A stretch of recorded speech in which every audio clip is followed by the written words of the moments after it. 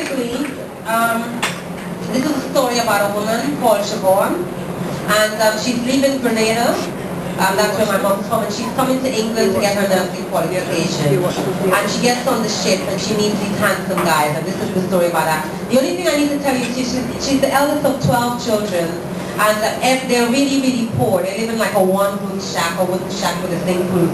So everybody puts every little bit of money they had to pay her passage to go to England. This is in 1950, when a lot of Caribbean people left their countries to go to England to do nursing and stuff like that. And the only thing they asked her is to get her nursing qualification and also to send back for them. So she has an obligation to send for 12 brothers and sisters plus her mother and father. Okay? So we're going to see her when she's leaving the ship, when she's about to get on. And I'm going to become Siobhan, okay? Alright. And as I'm standing there, you know, I'm standing on the dock, and I'm saying goodbye to my mother and my father, and I can't leave them, and I'm looking at Daddy, and I see him tears in the eye, and I never see my father cry, and I'm so scared.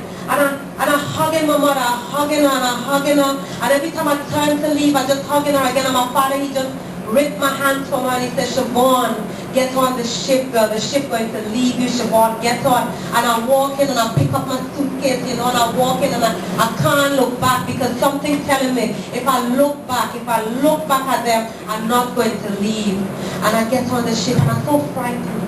I mean, I never leave my mother and father before, and the ship's so big, and I don't know what to do, so I locked myself in my cabin for 3 days.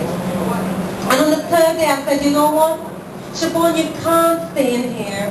You can't stay in here. You have to come out. And as I look in the cabin door, I hear this noise. And I turn around and I see these 3 women. If you see these women. The first one, she's one of those women who talk and swing out her hand. She said, girl, it's where you come out. You know they have pure war dance on the ship. You didn't hear the music. I said, no. Well, the second one, she's one of those very precise women. She said, it's not the walls, son. They have some nice fellas on the ship. And we trying to marry one of them before we get to England. But the third one, if you see she, nothing in match. The handbag, everything flash. The handbag, the shoes, the dress, everything. Not color coordinated at all. She said, girl, they have this fella. And he named Orby Blake. And he's an architect, girl, and he qualified already. And he held my hand yesterday. And tomorrow he's going to dance with me, I'm sure. So I had to tell them, well, I'm not interested in getting a husband because I have all this family to send for, but I went to the war dance.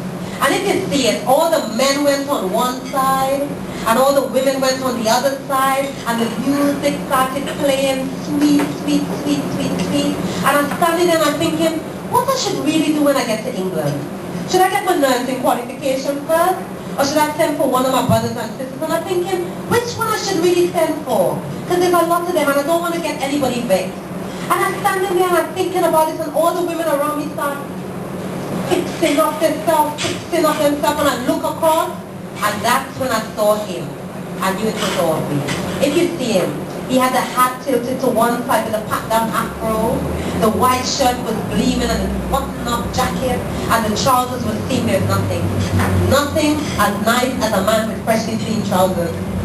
And his shoes, the shoes were shine, shine, shine. I tell you, that man must have been shining his shoes from since he left Guyana. First the shoes shine, they were like a mirror. You can see your face in them. And I'm standing there and I'm thinking, I'm really studying him. So I'm thinking, what I should really do when I get to England. I heard England is paved with gold streets.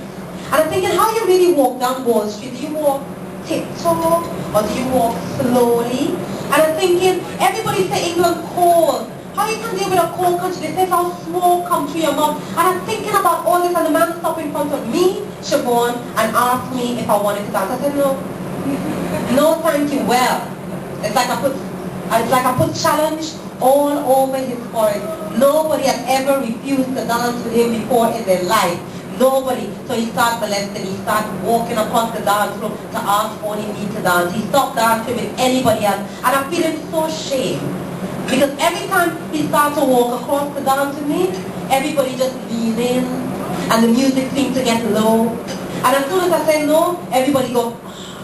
And in the day when I walk around on the ship, everybody coming up to me saying, girl, you have good strategy, you're going to hold him, I like what you're doing. And I trying to tell them, I really don't want to dance with him. I don't like him. But nobody listening to me. So, you know, I know I'm telling you this story now, but I'm shy.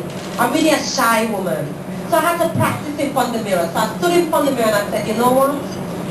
When he walks up to me tonight, I'm going to look him up and down. I'm going to cross my hand. I'm going to look at him. I'm going to say, listen to me. Stop molesting me. What part of no you don't understand? Leave me alone. I don't want to dance with you. Stop coming over to me every night. Leave me alone. Understand? No. I had it all planned. I don't know what happened. I don't know if it's the way he walked. Or I don't know if it's the way his head dipped down. But when his deep voice said, Siobhan, please may I have this dance? I swear to you, if I'm telling you this story, I went to say no. But I don't know what happened. I said, yes. And he take my hand and he puts it in the small of his back, and he take my other hand, and we became dancing partners. And every night, song after song after song, we'd be dancing. And one night, I don't know what happened, but he became like a magnet. And I started moving closer and closer and closer to him. And then the next thing I know, my hand started moving up his back. And then my head just leaned on his chest. And we stopped dancing 2 steps and we were just standing in the spot swaying.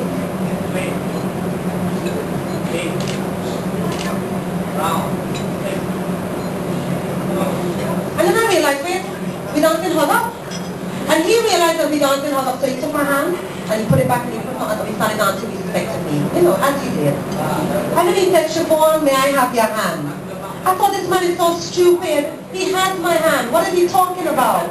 Well, that was the next question. Every night he just asking me to marry him over and over and over. He just tickling my ears. So one day, you know, I'm shy. I had to practice in front of the mirror. I said, when he comes up to me, I'm going to look at him, I'm going to stop dancing, I'm going to say, listen, I don't want to dance, I don't want to marry you. And if you continue this, I'm going to have to stop dancing with you. I had it all planned. I don't know what happened. I don't know if it's the way he kind of dipped his head, or if it's the way he was so far apart that he didn't tickle my ear. But when he said, Siobhan, please will you do me the honor of being my wife? I went to say no, I swear to you.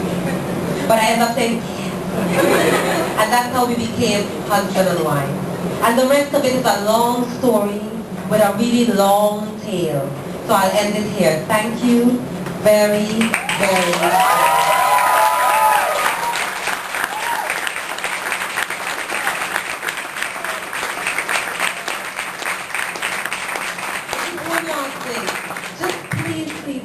Give yourself a big round of applause for being such a wonderful audience.